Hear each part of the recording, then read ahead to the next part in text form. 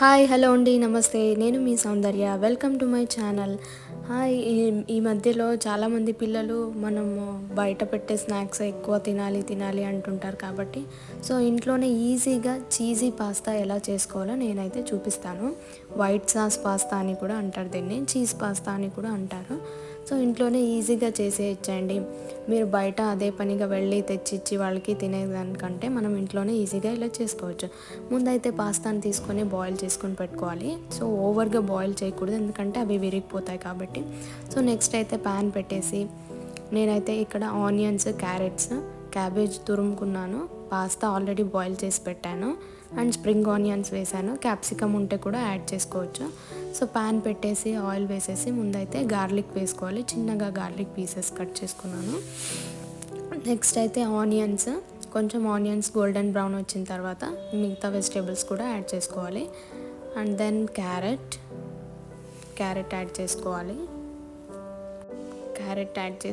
ఇప్పుడు క్యాబేజ్ అయితే నేను తురుముకున్నాను. తురుముతేనే బెటర్, ఎందుకంటే కట్ చేస్తే అవి చిన్న పిల్లలు అయితే తినలేరు, సో పెద్దవాళ్ళు అయితే తినొచ్చు.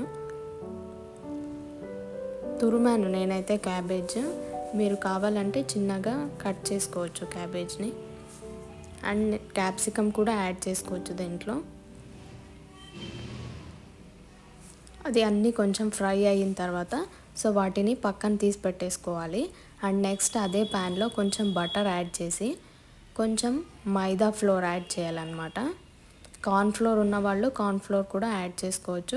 నేనైతే మైదా వాడుతున్నా ఇక్కడ. కార్న్ఫ్లోర్ ఉంటే కార్న్ఫ్లోర్ కూడా వాడవచ్చు, అది కూడా బాగుంటుంది, దాని టేస్ట్ కూడా బాగుంటుంది. సో నేనైతే మైదా వేసాను, 3 టేబుల్ స్పూన్స్ మైదా వేసాను. అండ్ దెన్ కొంచెం అది బటర్లో మిక్స్ అయ్యేటట్టు కలుపుకోవాలి. అండ్ దెన్ యాడ్స్ మిల్క్ అనమాట, పాలు. నేనైతే 1 కప్ పాలు యాడ్ చేశాను. సో అది లంప్స్ ఏమీ లేకుండా నీట్గా అది మిక్స్ అయ్యేంత వరకు అలా కలుపుతూనే ఉండాలన్నమాట. అది లంప్స్ లాగా క్రియేట్ అవుతే మనకు తినేటప్పుడు బాగుండదు. సో అది ఫుల్ ఫైన్ పేస్ట్ లాగా ఫుల్ మిక్స్ అయ్యేటట్టు నిదానంగా నీట్గా కలుపుకోవాలి. సిమ్లో పెట్టుకోవాలి. ఎక్కువ ఫాస్ట్ ఉందంటే మనకి ఇంకా లంప్స్ ఎక్కువ క్రియేట్ అవుతాయి కాబట్టి సో సిమ్లో పెట్టుకొని బాగా అలా మిక్స్ చేస్తూనే ఉండాలన్నమాట. నెక్స్ట్ అయితే యాడ్ సమ్ చీజ్. నేను 1 స్లైస్ చీజ్ యూస్ చేశాను. చీజ్ వేసాక కూడా బాగా మిక్స్ చేయాలి. అప్పుడైతే మనకు క్రీమీ ఫైన్ పేస్ట్ లాగా వస్తుంది. చూడండి పేస్ట్ లాగా ఎంత బాగా వచ్చింది. Next add some chilli flakes add చేయాలి. And then add some pepper, కొద్దిగా మిరియాల పొడి వేసుకోవాలి. And then add some salt, ఉప్పు కూడా వేసి కలుపుకోవాలి.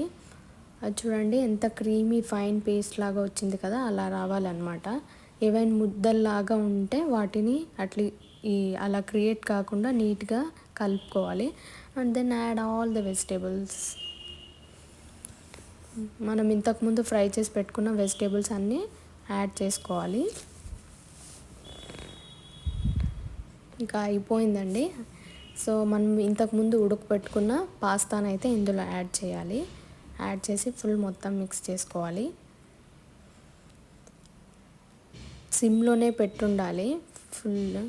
ఫుల్ పెడితే కనుక అది కొంచెం మనకు క్రీమీ టెక్స్చర్ ఉన్నదంతా అడుగు అంటుకుపోతుంది అనమాట. సో సిమ్లో పెట్టుకొని చేసుకోవాలి.